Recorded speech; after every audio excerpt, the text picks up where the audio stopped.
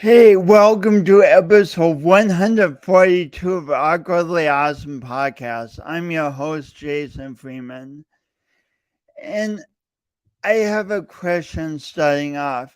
Have you ever noticed in this world that there's people who just bring people together in communities? Maybe you're one of those people, which is awesome. Maybe you rely on those people like I do, which is awesome too. Today, my guest is an awesome creator of community spaces, and he knows how to make people feel not only feel comfortable but want to interact and want to build and sustain lasting friendships. It's a profound art what he does. So when we come back, I'll tell you more about him. Today's guest, Brian White. Let me hey, welcome back to Awkwardly Awesome Podcast. Let me tell you a little bit about Brian.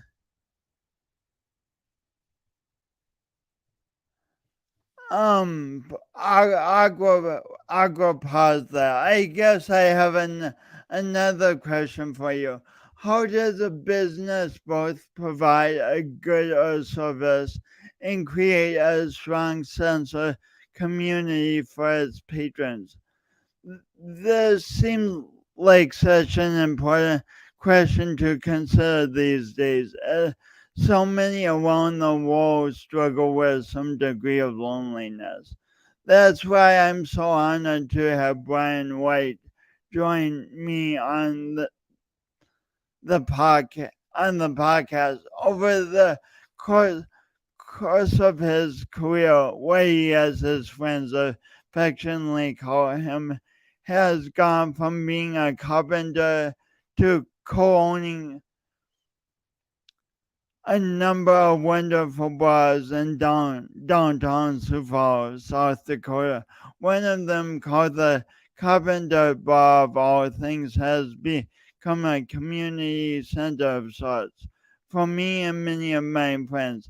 I can't pinpoint exactly what sets the Carpenter Bar apart from so many others.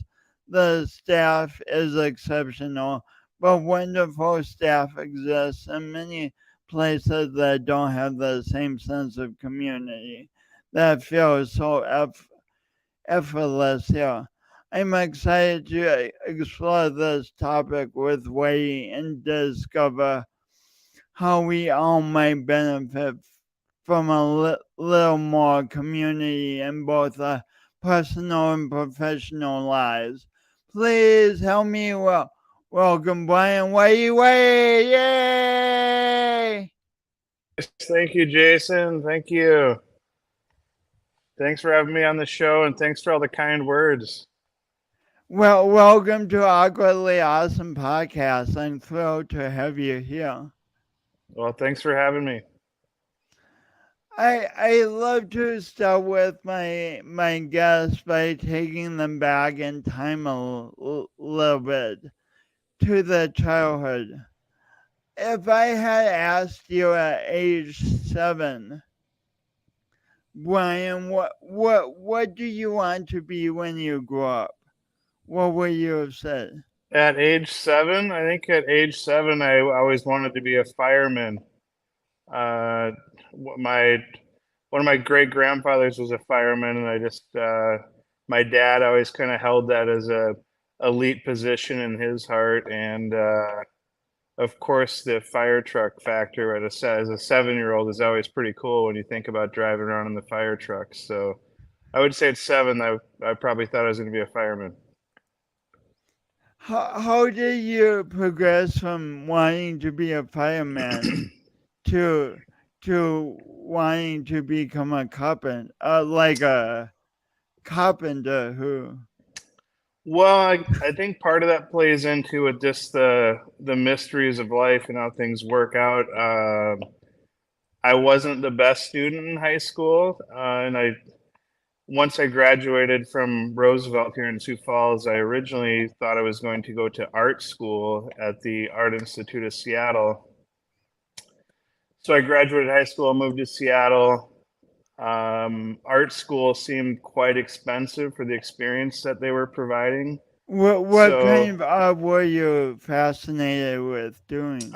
photography was my main focus. I was pretty into photography in high school, and this is pre-digital photography, so it was all film and developing and processing that kind of thing, and then making prints. I was pretty fascinated with it in high school, and I thought it'd be a cool career choice. But life throws you curveballs, and sometimes you just do whatever you're good at.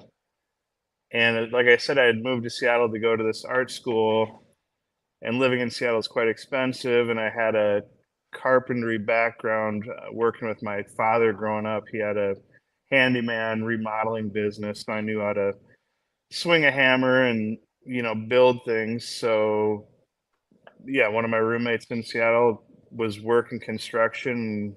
I decided I needed to get a job since I wasn't going to school, and yeah, I was a carpenter for I don't know, probably 10 or 12 years.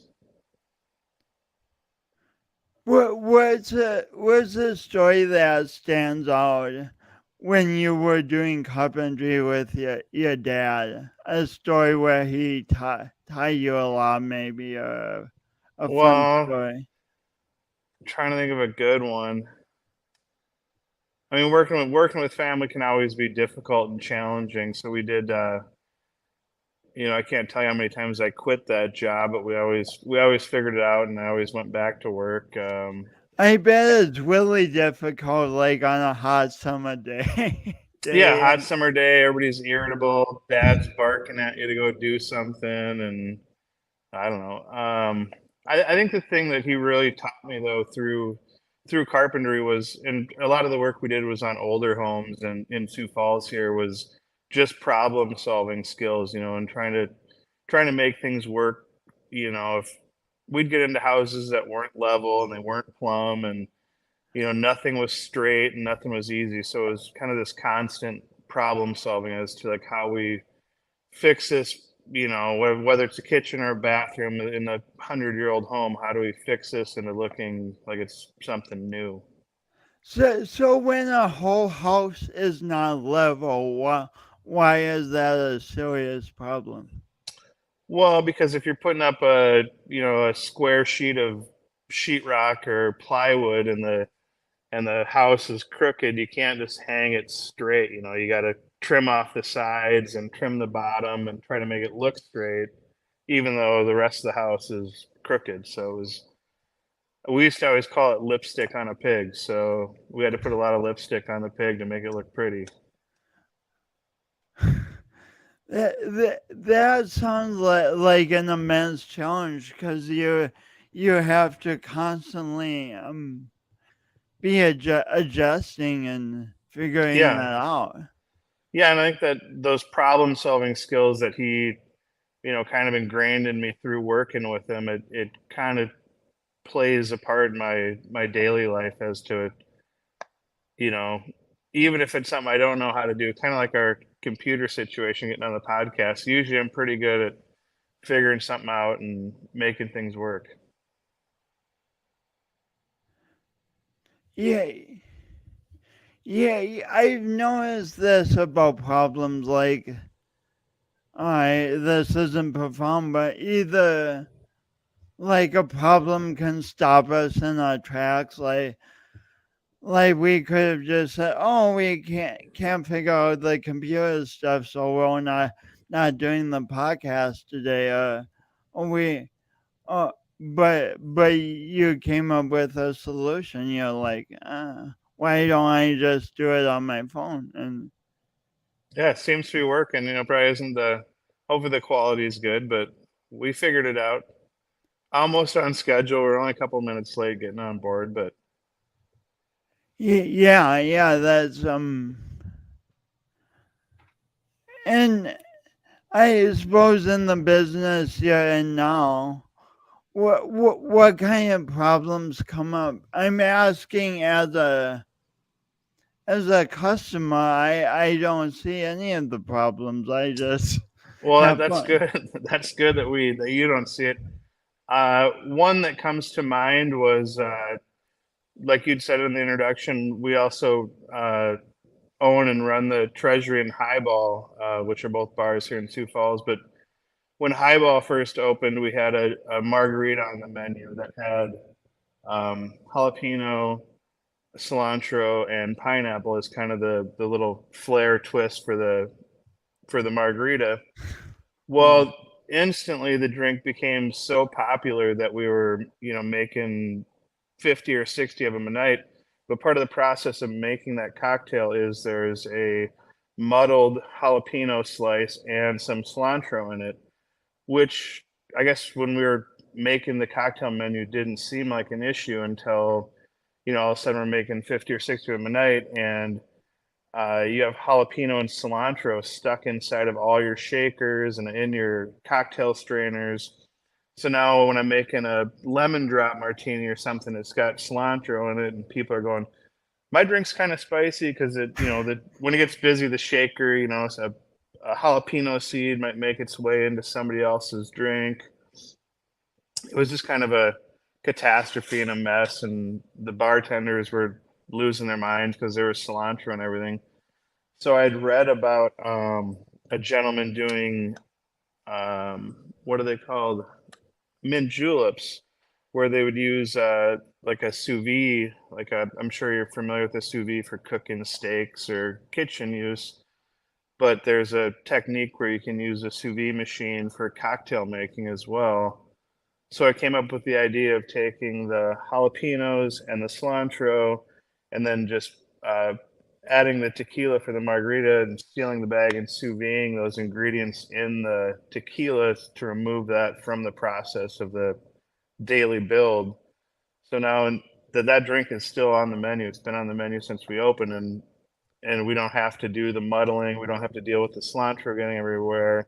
Just those flavors are built into the tequila. So for some quick thinking and problem solving, that was one of my proudest moments. Is like, "Hey, we can fix this. We can make this work." Wow. Wow. And so important because you don't want to take the drink that everyone's asking for off Yeah, the exactly, menu. exactly. Yeah, Um, I found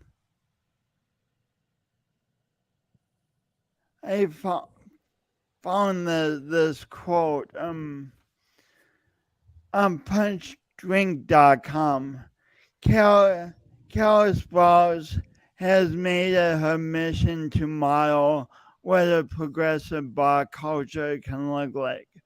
She considers her bar and restaurant a community space in the truest sense of the word, meaning that rather than simply providing the surrounding neighborhood with an outlet for food and beverage, her brick and mortar functions as a forum for communication and advocacy.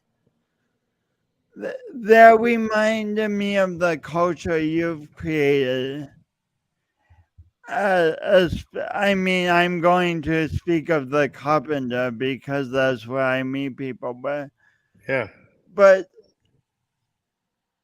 so to me as a patron, that just happened.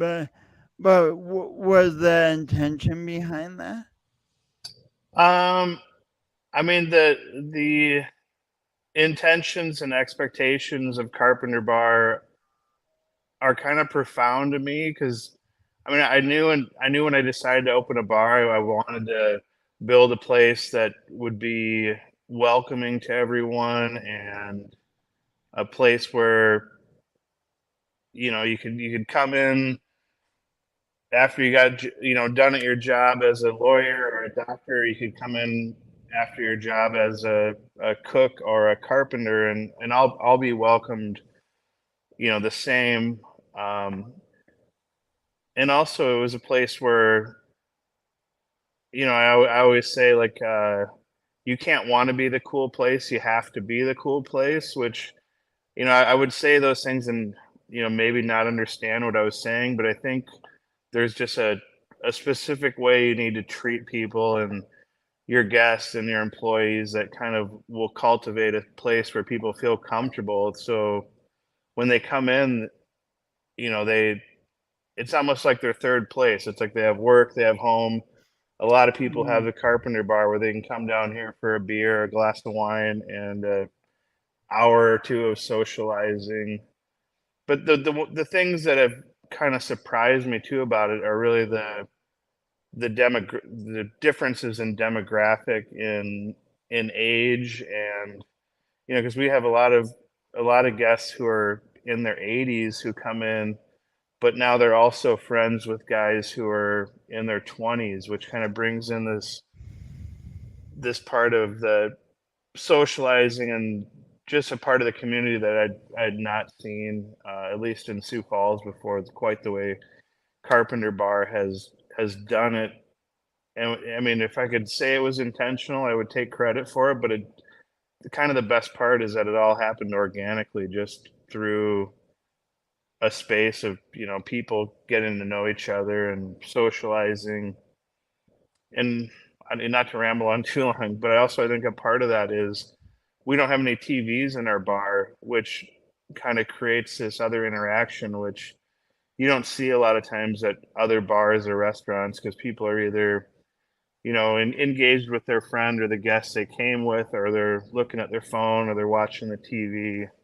Um, and Carpenter Bar just, I think it's been a great place for community and conversation. And How did you decide to not have TVs?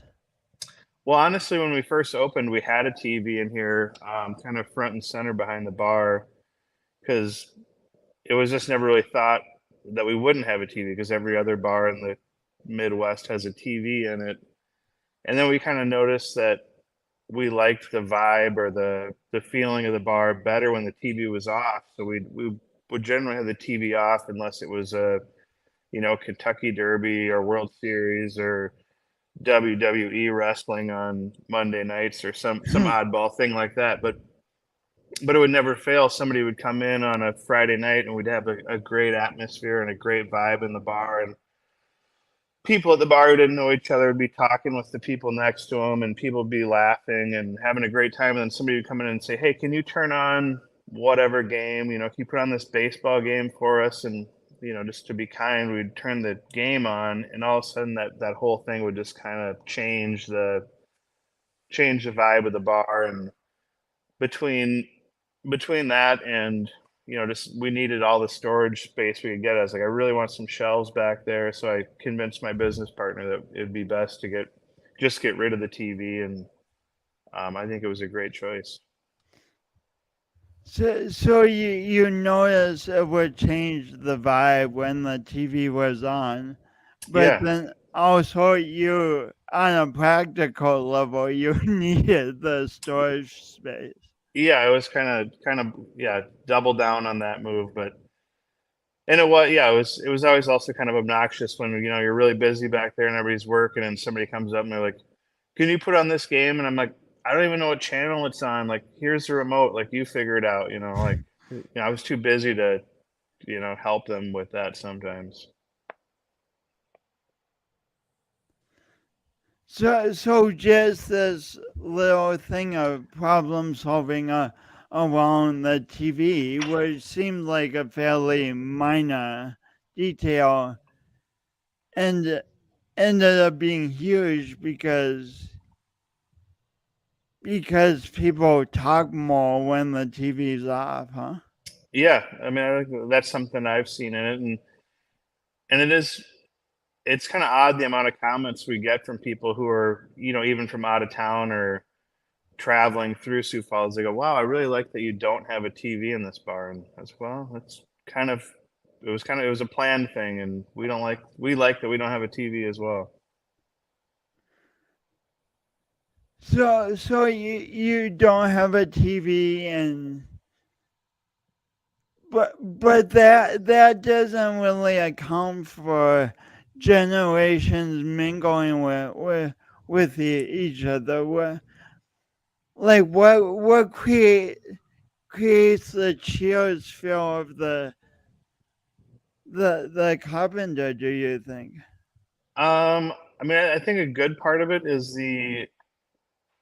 I mean, I would say half of it is the guests and half of it is the staff. We've had a really good luck at Carpenter Bar, retaining our staff, and we've been open 6 years, and we have a couple of 5-year employees. So a lot of these people have been here a long time, where they've also been able to make the relationships with the guests to kind of be the middleman or the person in between. Because if somebody comes in, and usually the bartender kind of knows everybody, so if they can say, "Hey John, hey Jim, hey Katie, hey Sarah," and then kind of be kind of mix the two together. If you can be like, "Well, you can go sit with Rosemary. She's cool. She's got a whole table over there." Um, and some of that, I think it's, we started with a pretty eclectic, bunch of regulars and people who lived in the building who would come down. And, in the whole, like, downtown is kind of I always refer to it as the bubble. And, like, I stay in the bubble of downtown, and a lot of these people who patron the bar also kind of live in the bubble, and we'll see the same faces, whether they're at Parker's for dinner or Haskett's for brunch. You kind of see a lot of the same people. So I think that was also part of, bringing people together. And I think once you sit down and have a talk with some of the, and I'm kind of in the middle of it. I'm 41, but I think some of some of our guests who are in their 20s, are always kind of intrigued by talking to these, older guests who are maybe not the same. Not to talk poorly about my grandparents, but they weren't, as progressive as a lot of the older clients we have here, where it is kind of cool to pick their brain and talk about what they've done and what they currently do. And I don't know, everybody has a story, and it's just a nice way to find out about people. Everybody has a story. That's for sure. Yeah. You say you guys talk about the building you are in a little bit for people who don't know. Yeah. So we're in the Carpenter building in downtown Sioux Falls, which is, what are we, between 10th and 11th Street on Phillips Avenue. And I would say that where the Carpenter Bar is located is kind of like right at the 50-yard line of downtown Sioux Falls. I love that. It's right in the middle. Our bar here is pretty small on the inside. It's probably the smallest bar, in downtown. We have about 50 seats inside, and the big perk is that outside we have a large patio in the summertime. And we are in a historic building called the Carpenter Building, which, was originally a hotel and was briefly a girls' school, and it's been a whole bunch of different things. And but it's cool that it's just old and historic and has that feel of, like real bricks and a big old building. But it's And also, where we got our namesake from. We kind of were kicking around all these ideas of what are we going to call the bar, and it's kind of like naming your kid. And it was, I don't know who said it first, but it was like, let's Carpenter Bar. Just it's simple, it's easy. I used to be a carpenter, like Jason said, and it just seemed to fit.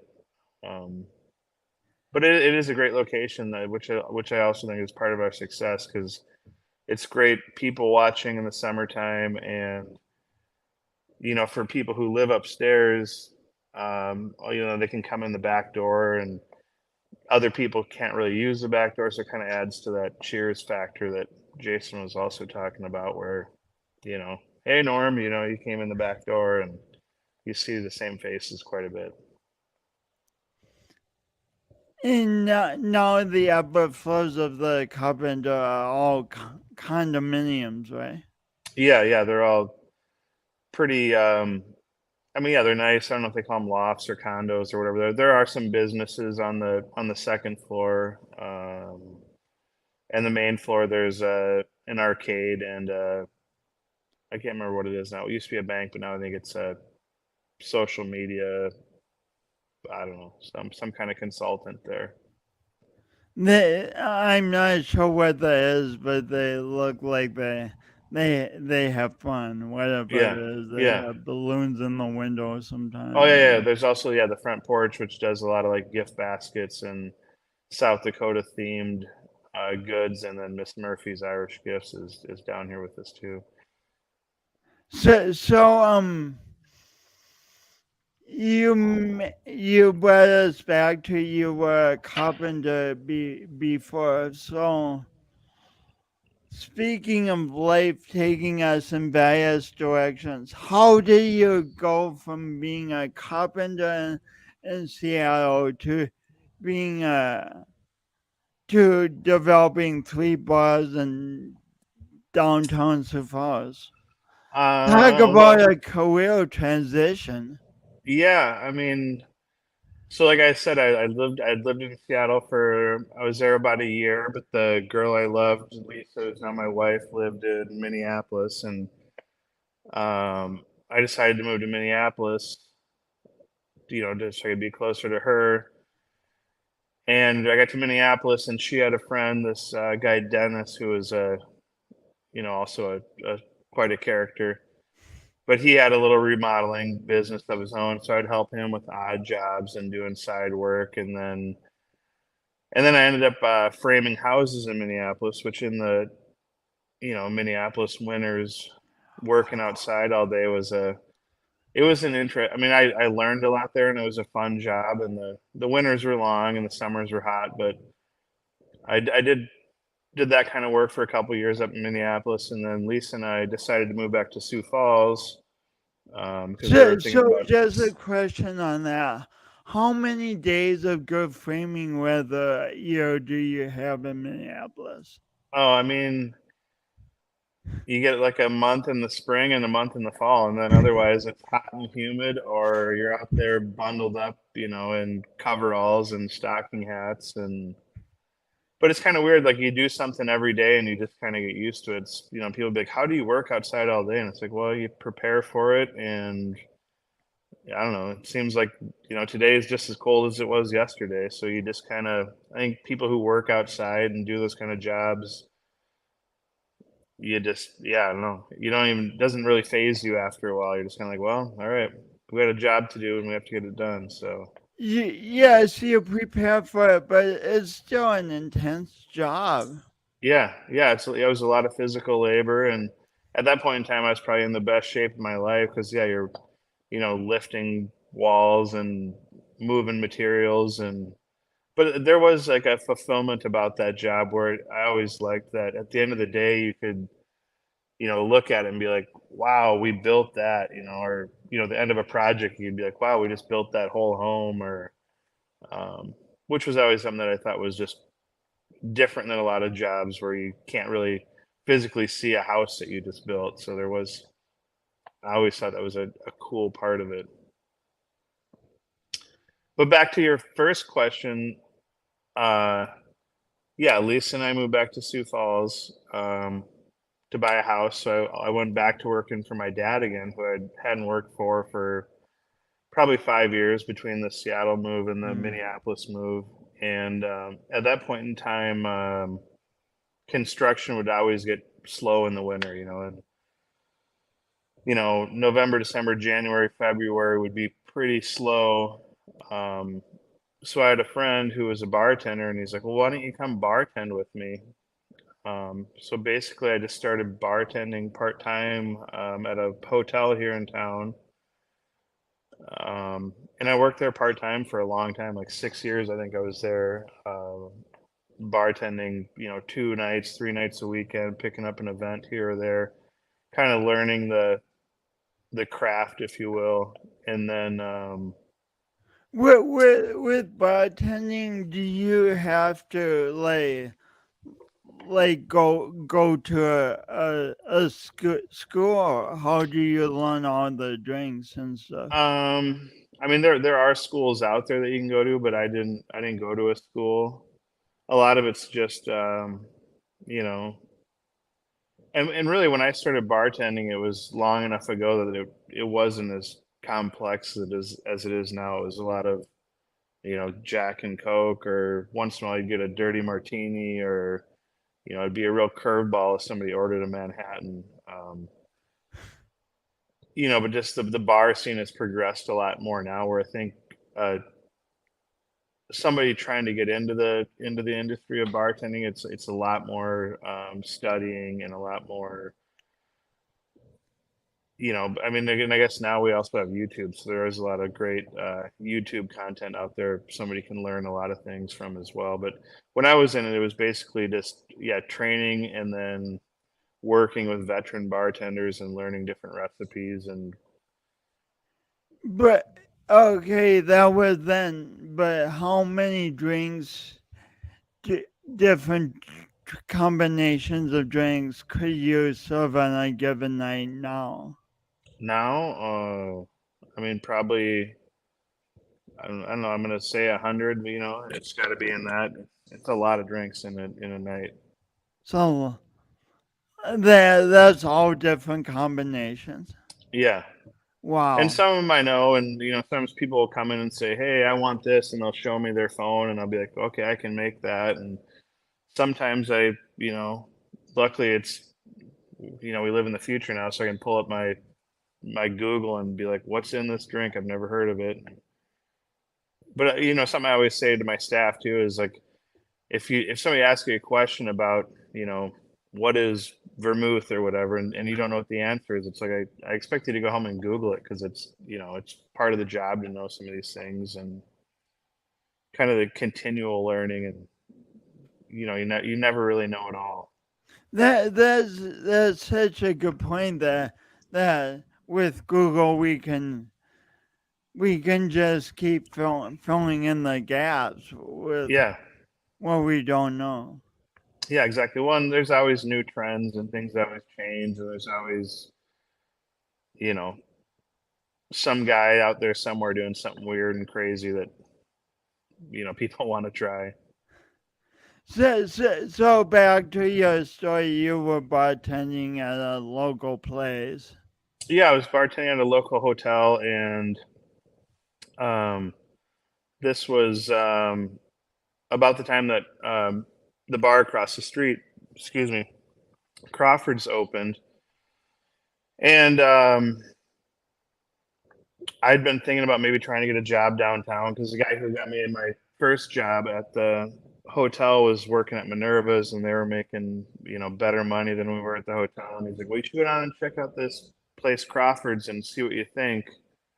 So I went down there for an interview, and got hired. And about 4 months later, maybe it was 6 months later, they offered me the bar manager job.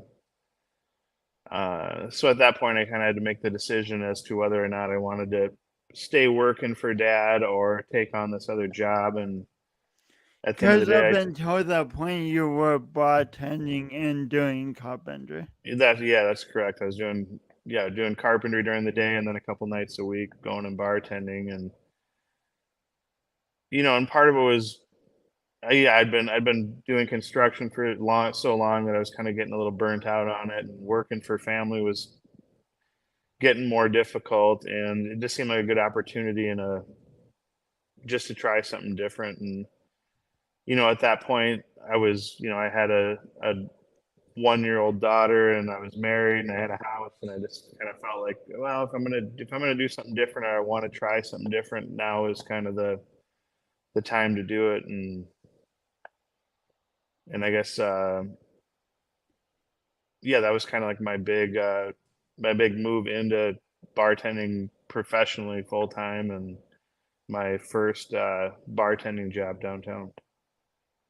So then I mean, huge move from carpentry to managing a bar full time. Huge move, but then how did you go from managing a bar to creating bars? You know, and I guess from the day I started bartending, I always thought I was like, man, I'd really like to own my own bar. I'd really Oh, like to, you know, because I saw my father was always his own boss, and I kind of liked the freedom of getting to be your own boss. And so it was a dream from the day you started bartending. yeah, I would say like I as soon as I started bartending, I was just like I'd like to own a bar someday. Um, which is, I mean, in South Dakota and in Sioux Falls, it's a huge task because liquor licenses are quite expensive and they're hard to get. But I would always get myself into, you know, I would never really let the dream die, even though I had a good job working for other people. I had some great employers, but in the back of my head, I always wanted to own my own bar. So I'd always get myself into these situations where, you know, I'd hear about somebody who wanted to open a bar, and I'd try to see what they were doing, if they needed any help, or, um, I mean, really, the reason I got into this business, into Carpenter Bar, was through a failed business attempt with my friend Mike Haskett at MB Haskett.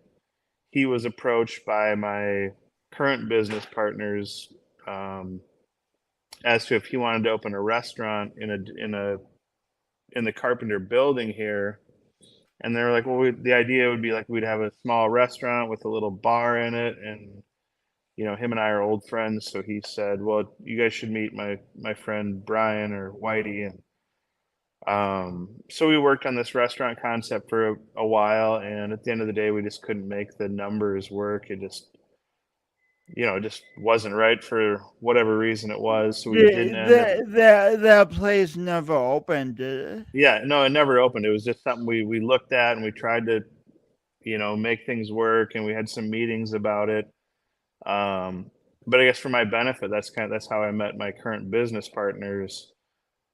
So when the space that we're in with Carpenter Bar currently became available, you know, I kind of got the phone call, and they were like, "Well, we liked what you said in the meetings, and we heard you're the guy." And I was like, "Yeah, I'm the guy, and I want to do this." So you know, everything happens for a reason, is what my mom always What said. was it like getting that phone call? I mean, at first you're kind of like, "Well, is this for real? Like, is it really going to happen this time?" Because I'd been, you know, trying to do this for a long time, and a lot of failed attempts, you know, to get to a successful one. Um, but it was great, you know. It was just like, and I just kind of said, I was like, here's my vision, and my business partner is very into design, so she had this whole kind of design concept going on. I was like, I think like your idea and my idea are going to work great, and the space is perfect. And no, it was definitely you know, life changing moment. So, so many people end up talking themselves out of the dreams Yeah, I mean, I be, think be, it's before they come to fruition. Yeah. one, it's easy to get caught up in your daily and find something else. And um, what's another saying I like to use? Uh, Nothing great is easy. You know, it's a lot of hard work to do something great and to fulfill your goals. And So carpentry might have given you your work ethic too, because immediately when you said nothing great is easy, I flashed to building a house in the middle of the Minneapolis winter. Yeah, I mean, I think all things, all the dots connected. It's like that's how it worked out. So okay, here's the question. So you have your dream. The carpenter is finally open, and community is building, and you realize this great thing about not having a TV, and how that created more of a community feel and was attractive. So you've achieved your dream. So why two more bars then? You achieved what you wanted to do. Well, I'm also kind of notoriously a yes man. I also actually have a beer named after me because I get myself in a situation sometimes where I like to plan for the future me, I guess, is kind of like the concept on the other bars. And it was just a great opportunity because, like I'd said, I'd been trying to open a bar of my own for 10 plus years. And then as soon as Carpenter Bar opened and we had success and we had a great space and a great community, then all of a sudden people start knocking on your door. Some of the people who maybe didn't believe you at first, but um, the Treasury, our other bars, and the hotel on Phillips.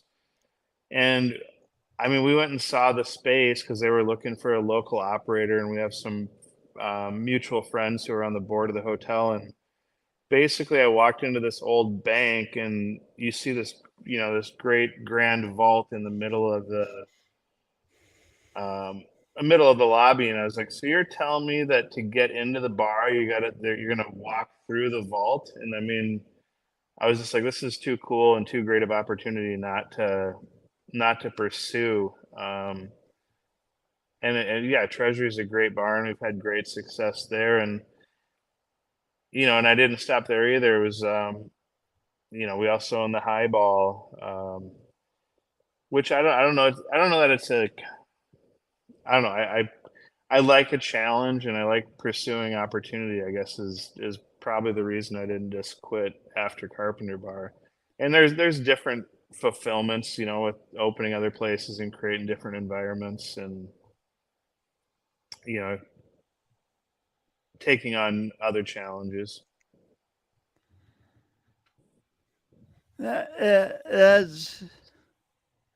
That's so inspiring, and I suppose each new bar has given you a new set of problems to solve. Oh yeah, there's always a hiccup in the road or a bump in the road. But I mean that at the end of the day, we've created a great team of people who work for us and managers who work for us, and we try to create some different work culture where we try to do things for our staff that are above and beyond and try to treat everyone well and um, yeah. Speaking of creating a great team, what do you look for anything special when you hire people? Because I mean, I want people to know just how great your team is. Like it feels like some of us regulars, your team has taken us in as friends and family, and Yeah, and I guess I think a lot of that has just happened organically. When I usually when I look for somebody to hire, it's number one, do they seem like a motivated person? It is nice if they have some bartending experience or at least restaurant experience. I have a one staff member who was previous to this a chef. He'd never bartended before, but he understood like the urgency of getting things done and how a rush worked, and he had good customer service skills. And I think those are kind of the things. I mean, bartending is trainable as long as the people have ambition and good customer service skills. It's because the drinks are a huge part of it, but also a big part of like what we do at the bars is that we always talk about with the staff is the experience of how the whole evening went. Like, were the drinks good? Was the service good? Was the music the right volume? Was the lights dim enough? There's a lot of factors that go into it that make the experience a big part of what we like to think about at the end of the day. So music and lights matter, huh? I mean, to me, yeah, like if you don't want it too dark, you don't want it too bright, you don't want the music so loud that people can't talk, and you don't want you know, you don't want, generally we'll play lighter music during the day, early hours, and then usually we'll get into something a little bit louder, a little more upbeat in the evening, just to kind of keep the feeling and the vibe of the bar going. But it's something that if you do have to take note of. Any thoughts on creating culture or expectations for your guests? Like there's no there's not bar fights in the Carpenter, but No, and how yeah, do you create that in an easy way? I mean, we've kind of been lucky, but I think a lot of it is people know when they come in here that it's not that kind of bar. And I'm not going to say name names of bars in town, but there are bars that you go to and you want to do shots of whiskey and turn off the lights, but yeah, Carpenter Bar is more of a social. I mean, not to say we haven't had people get you know pretty drunk in here, because it definitely happens, but um, yeah, it's just not that kind of bar. It's not that kind of atmosphere. It's more of a, maybe people would start their evening at Carpenter Bar rather than, this isn't like the place you come for last call and chug, 4 Bud Lights before you have to go home, I guess. But yeah, we've been pretty lucky with that. Changing subjects a little bit. Yeah. Loneliness is such a big deal right now, coming out of the pandemic and with social media and stuff. Do you have any thoughts on what people can do to create more community in their own lives? Um, I mean, I think Sioux Falls as a whole is a pretty welcoming community. I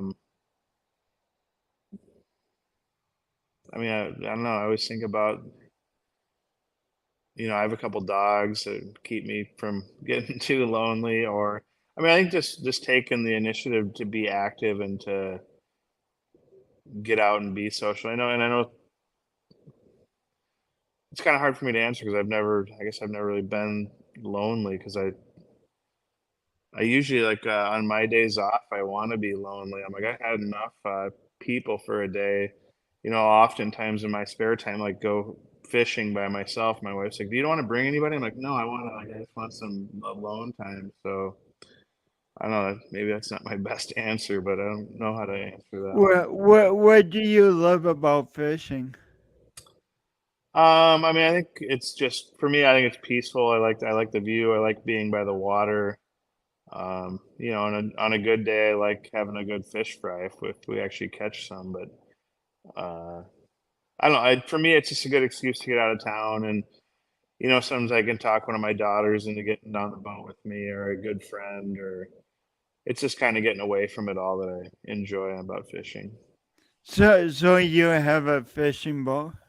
I do have a little fishing boat. Yeah, Nice, nice. yeah.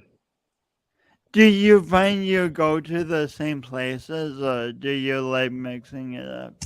I mean, I have about 3 or 4 spots I kind of rotate through depending on the time of the year. Or if, somebody calls me up and says, "Oh, the fish are biting at this place, you got to go," then I'll try to sneak out and make it there. But You mentioned your daughter. You have two daughters. yeah, But yep. you knew that. I was saying that not for you, but for the audience. But what do you love about being a father? Um, I mean, I love everything about being a father. I love, coming home to my daughters.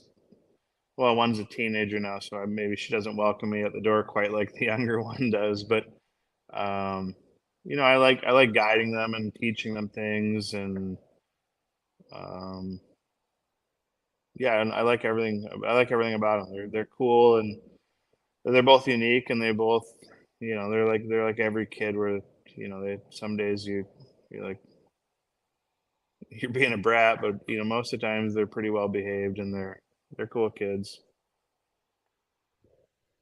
That's wonderful, wonderful. Yeah.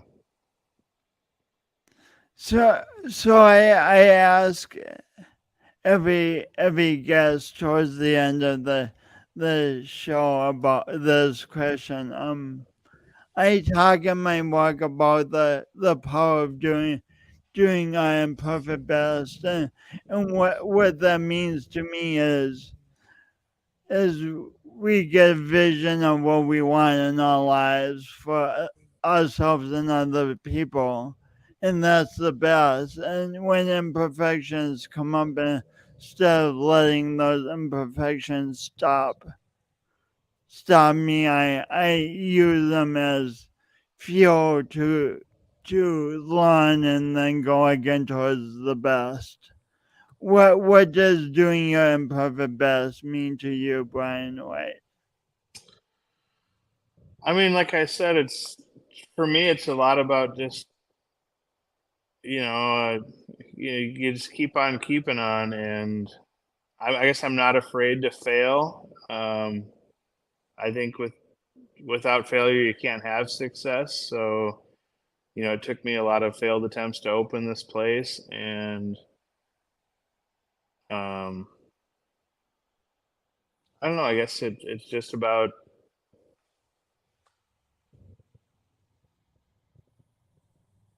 I'm trying to think of a good way to put it. I mean, it really is. Yeah, you gotta believe in yourself, and everything usually works out. Yeah, yeah, young people can get so averse to taking risks and failing sometimes. Do you have any ideas for how we help our young people to know that they can try a range of things and Yeah, I mean, I think you just have to be encouraging to them, and I think a lot of times young people are put in this position, where almost like I felt when I graduated high school. I was like, I knew I didn't want to go to college. Maybe I'll go to art school. Now I'm, building houses in Minneapolis, and you kind of start to wonder about your future. Like, did I make the right choices? Did I make a mistake by not going to college? But I mm, think,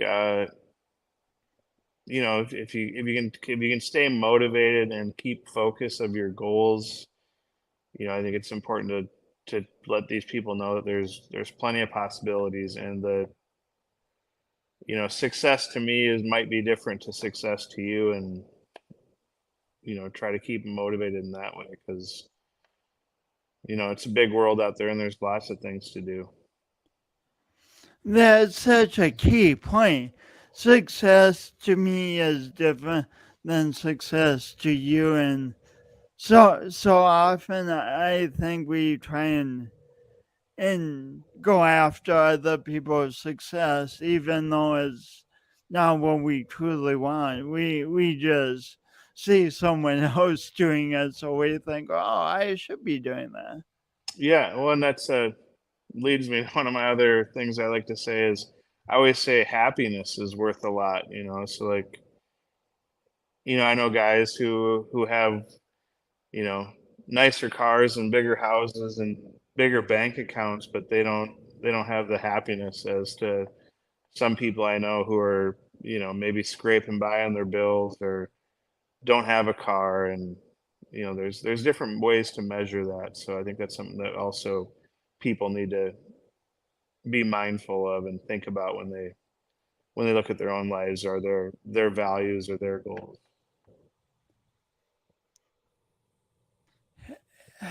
being happy is so wonderful. Yeah. So, I got curious about this as we were talking. How, how do you think high, high school can serve a wider range of students well? I mean, I think, it's been a long time since I was in high school, and I think at least when I was there, it was always kind of like the counselors would be like, "Well, did you apply for college? And are you going to do this? And are you going to do that?" And I think that they've made a lot of steps recently to be like, hey, maybe you should think about trade school. Maybe you'd make a great electrician, or maybe make a great home builder. And I think some of these things are starting to catch on where they realize that not everybody is put in that box where it's like, all right, let's get you signed up to go to college because you don't know what you want to be, and you don't, a person can waste a lot of money just going to college to take their, to get credits, not knowing if they want to be what they want to be. So I A think, huge amount of money. yeah, it's a lot of money, and then all of a sudden even if you get your degree, you have a huge amount of debt. So I think maybe that a way that it could be a better process is just trying to help these kids figure out what they want to be. 'Cause I ask my kids that a lot. I'm like, well, what do you guys want to be when you grow up? What do you want to be when you grow up? And they don't have a clue. Like it might be this one day and that the next. And I think that even into high school, they're going to be the same way. So I think if they can identify their strengths and, whether it's, hey, you're really good at science, or hey, you're really good at math, maybe these are some careers that you should look into, or shadow, or think about a little better. The what you're saying makes so much sense. If success means something different to everyone, of course, people will need different preparation for that success, and so we shouldn't be channeling everyone to go one way after high school. But Yeah. it's a big deal. As we wrap up, um,